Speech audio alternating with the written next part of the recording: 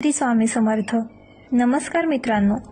वाढतं वजन कसं कमी करावं किंवा ते कसं नियंत्रित ठेवावं हा प्रश्न सध्या बहुतांश लोकांना छळतो आहे.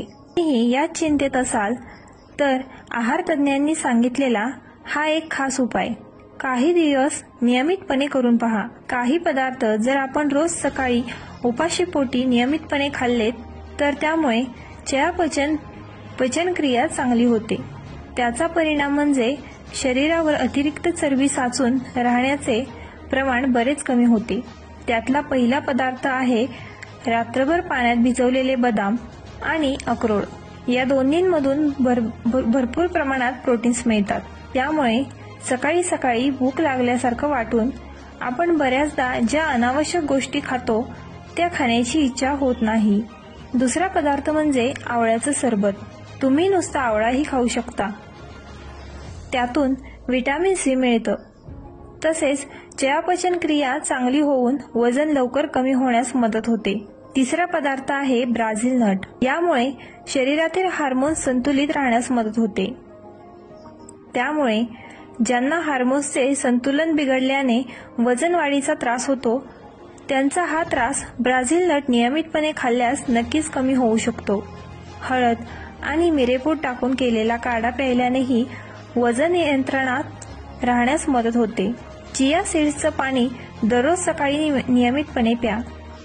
यामुळे शरीराला जे फायबर मिळतात त्यामुळे पचनक्रिया चांगली होऊन वजन वाढीची समस्या बऱ्याच प्रमाणात कमी होते. लिंबू आणि मध.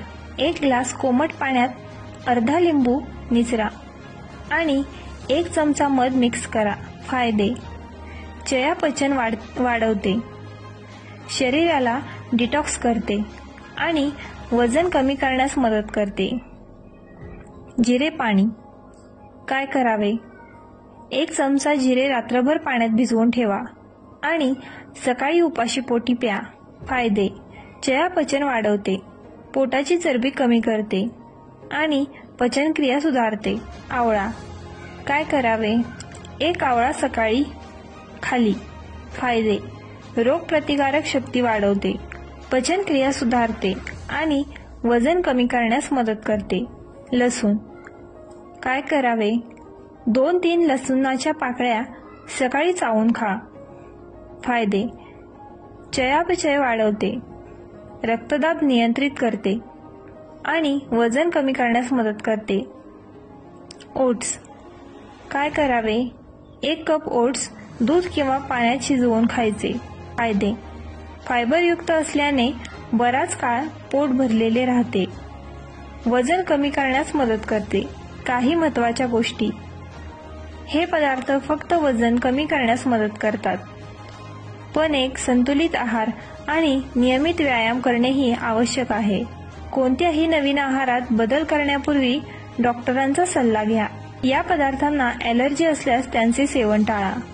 व्हिडिओ आवडला असल्यास आपल्या ग्लो मराठी या चॅनलला लाईक, शेअर आणि सबस्क्राईब करायला विसरू नका. श्री स्वामी समर्थ.